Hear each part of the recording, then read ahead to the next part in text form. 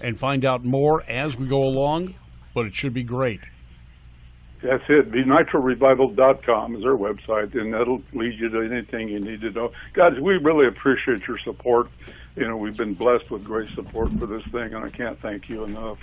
All right, thanks, Dave, for calling in. I'm going to see you Friday night and all day Saturday. Appreciate it. Thank you for letting me be a part of this. Don't threaten us with a good time. We'll just show up early. That's it. All right, thank you, guys. Take care. Good night. See you, Steve.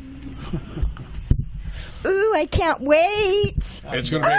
I tell you what, it's going to be great. Mousy Marsalis is going to come out. He's the owner of the Winged Express. We're finally getting him out. He hasn't been out in a while, and we're going to be glad to see him. Mike Boyd's going to be driving the car. Mike is amazing. He has taken the Winged Express through various lanes at the same time under power and kept that thing rubber side down and shiny side up. He drove the quarter mile one time on 3 wheels. You remember he lost the wheel at the California Hot Rod Reunion one year and kept it going down the track, and it kind of landed safely, I guess you could say. It came down gently on the front wheel, but he's been noted for keeping the front wheels up off the ground the length of the track and still going straight. Adam Sorokin, his dad Mike Sorokin, drove the surface car. He has the fastest small block top fuel dragster in the world, and he's going to be there. Mendy Fry currently holds the low ET and mile per hour record for top fuel front engine dragsters. She is going to be there. Plus, as we said, Tommy Ivo, the recreation of his original single engine Buick, is going to be there, and that was an award-winning car at this year's Grand National Roadster Show as well for competition.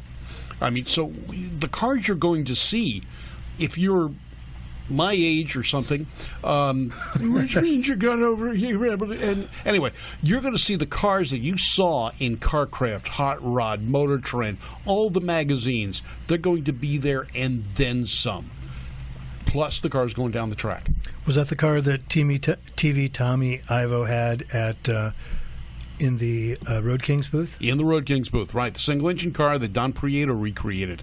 And a lot of other people had their hands in helping get that car put back together. It's a beautiful car.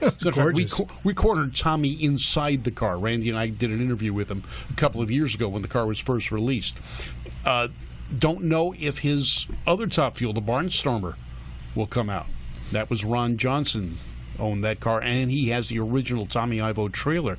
Whether or not he's going to, he's passed away. We lost Ron last year, but whether or not his family will bring that car out, it'd be great. We've seen Tommy go down the quarter mile sitting on top of the trailer. So Tommy's still a daredevil, but he'll be out there.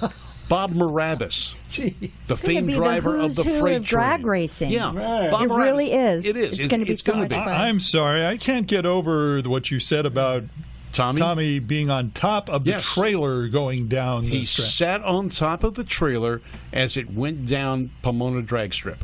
Without crazy glue. Without crazy glue. Just from the seat of his pants. I think he had the Velcro pants bottoms on. Maybe that but he was stuck to the trailer. Explain a lot. And they cruised down the track. He sat on the trailer waving to everybody. When was this? A couple of years ago. Wow. He is a wildcat, man. Tommy, the story, as a matter of fact, if you can get Don Perdome and Tommy Ivo together at this event, that may be a tough one, but if you can get them together, just listen to some of the stories. Oil in the soap, in the hair, the shampoo bottle, hanging someone over the railing at the hotel, alarm clocks in vents at 3 a.m., and a host of other little knack tricks that Tommy was able to do and Don got even for. Yep. But you can talk to them about that. And the Ace McCullough is going to be there. So many people that made the history that you read about are going to be there. This is a historic event. This is a revival of Nitro and the people that made it popular.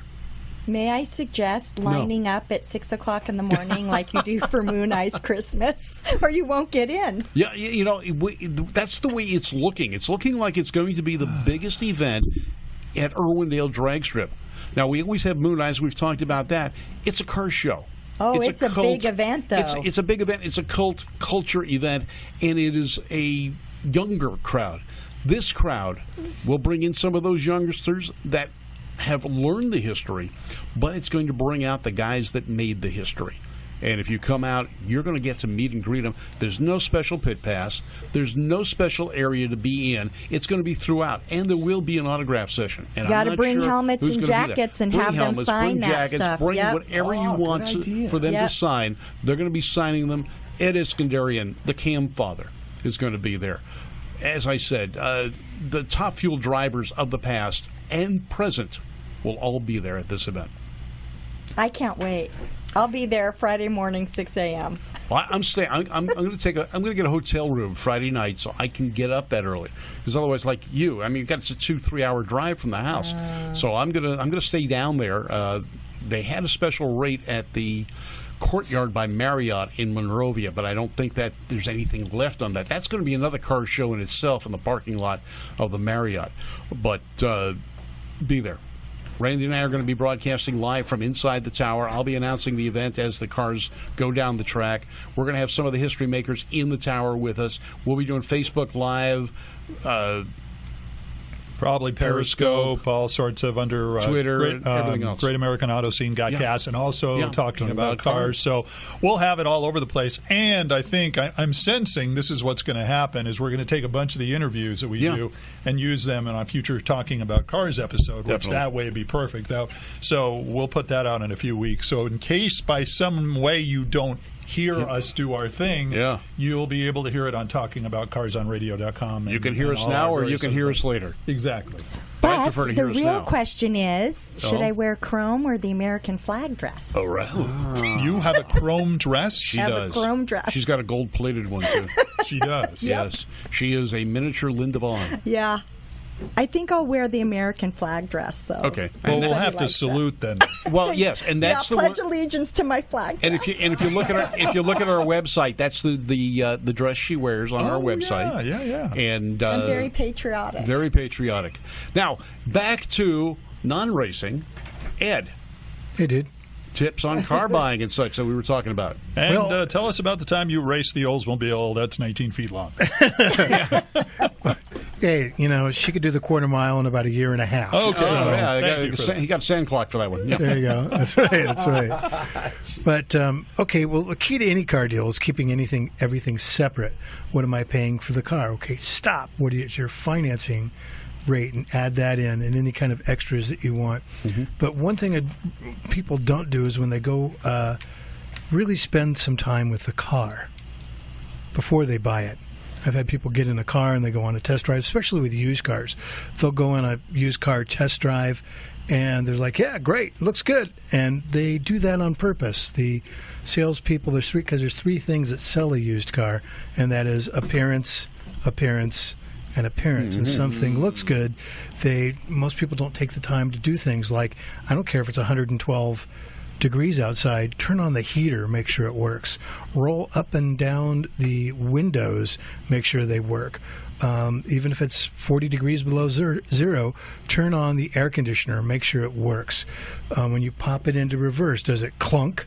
See, there's the right car and the wrong car. Indeed. You should be feeling really good when you driving a car. And part of that is knowing that everything works on the car. Really take your time with the car on the test drive.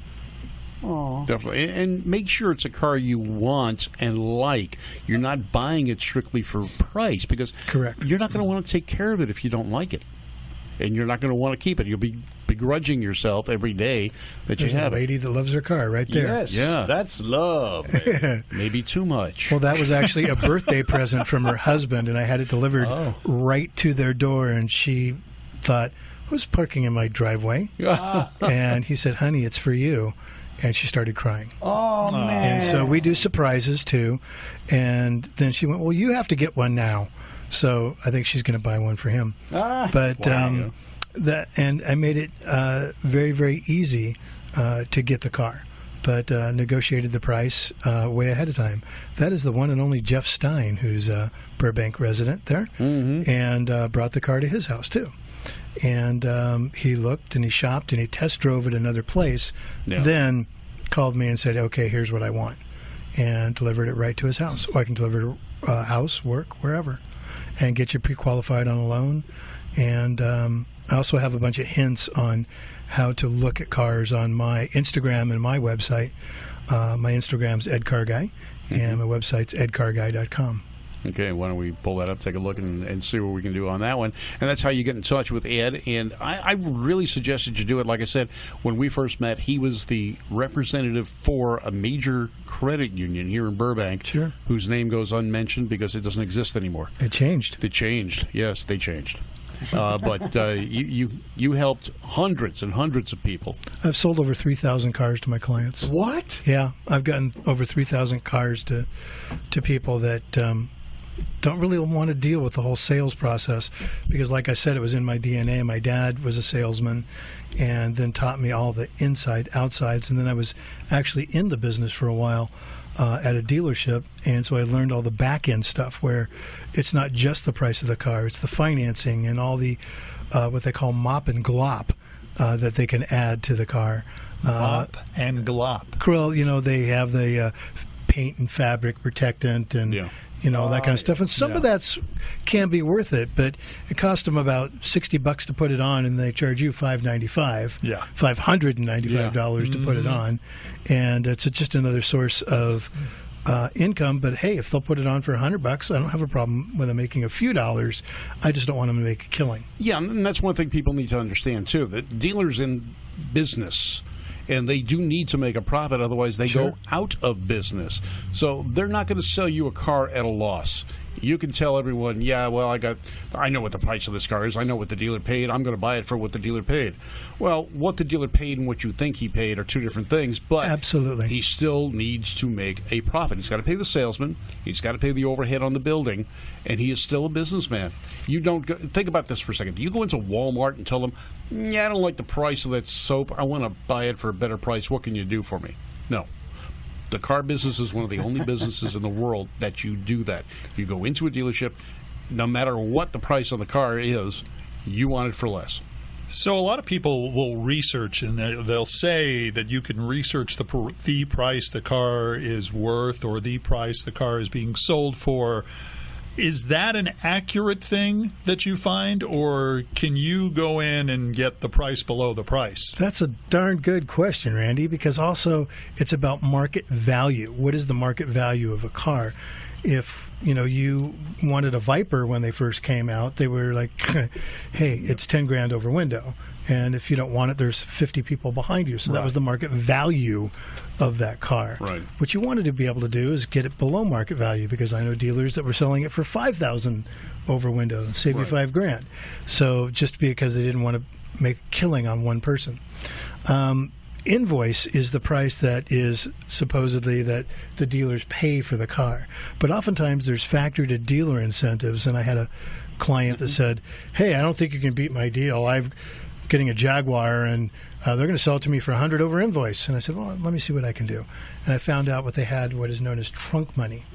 It was money from the factory holdback to the dealer. Yeah, we call that holdback. There was $6,000. Well, holdback is a whole other thing, too. Well, it's some, too, yeah. Correct. But this was actual trunk money that the dealer was going to make if they sold XYZ amount of cars, and it was just like an add-on, too.